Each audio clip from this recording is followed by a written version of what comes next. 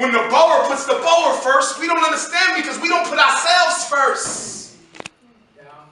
When the Arab puts the Arab first, we don't understand it because we don't practice that. In our community, being Christian is more important than being African. In our community, being a Muslim is more important than being an African. I was raised Muslim. Philadelphia, Pennsylvania, which has more African American Muslims than any city in America. But I had to separate myself because I'm going to Friday prayer with all these black men, and all they want to do is study Arabic and go not to Africa, fly over Africa and go to the Middle East and let an Arab teach you how to build a relationship with God. That's like something wrong with this. I can't raise my two little girls in this.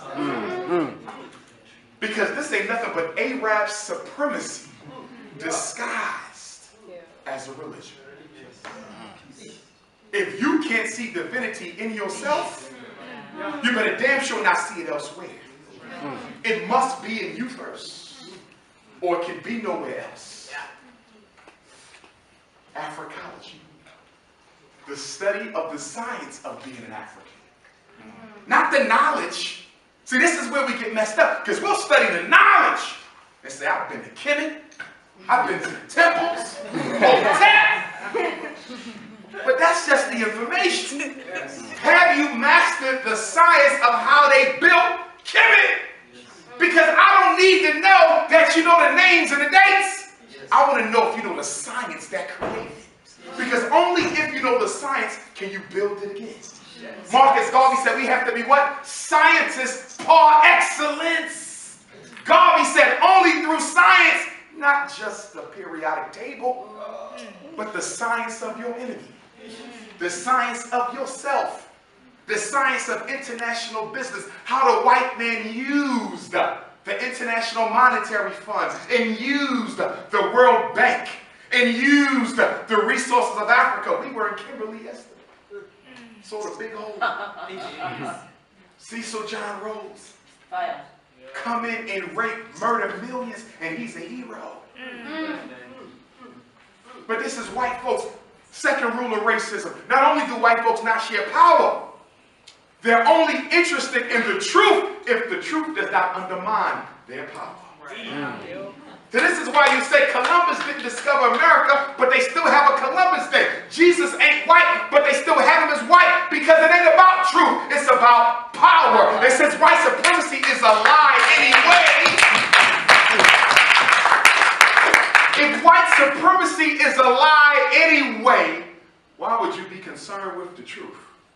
Because a pedagogy of truth will expose your whole doctrine to be a falsehood. They can't afford that.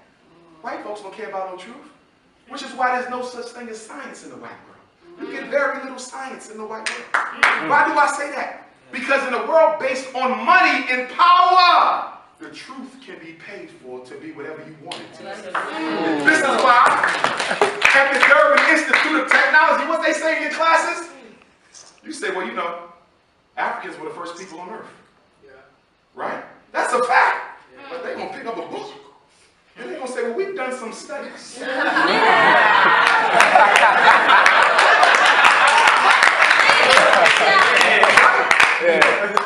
We've done some studies that prove that you guys were not first. This is what they do.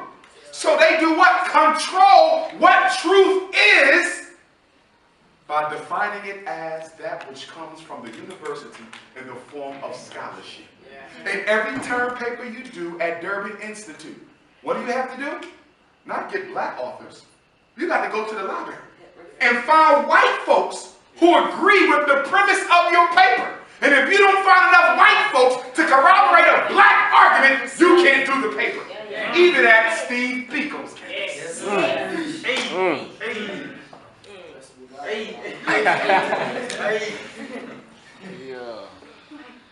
And I know y'all know what I'm talking about. Because you're sitting in class like something ain't making sense. I'm doing the paper on the African origin of civilization. Or the contribution to the study of science or the early fathers of African education or African spirituality, that our spirituality is a science more than anything else in the universe. But my professor said, I gotta find scholarly articles to corroborate my premise. And if I can't find 10 articles by white folks, none of which know me or care a damn about me or my subject or my people, I have to change my thesis. See, this is white supremacy. To make you live within the definition I created. Because power is the ability to define reality and make the victims accept it as their own. To put you in a box, label a box, and make you agree that the box is what they say it is, even if it's not. Which is why as you go through the Durban Institute of Technology, you're going to have to constantly, aggressively keep your African mind. Because this university is designed to kill it. In fact, the purpose of the university is to do what? Weed out the Africans who you can homogenize. And the ones you cannot, you must euthanize or exterminate. That's right. Your bachelor's degree ain't in the subject you study. Your bachelor's degree is in the white way of doing things. And you don't go to the masters unless you submit to the master. And you don't become a doctor until you're willing to co-sign every scholar they say is an authority. This ain't about the truth, it's about power. And what's the third rule of white supremacy? They do not share power with black people. Now why is this important?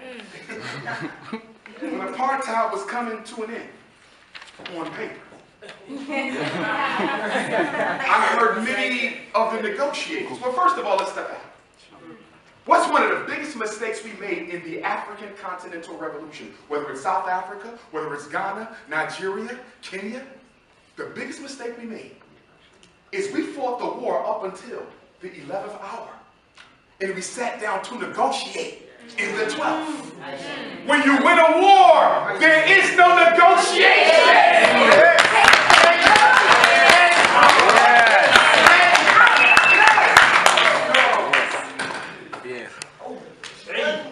War is total victory or defeat.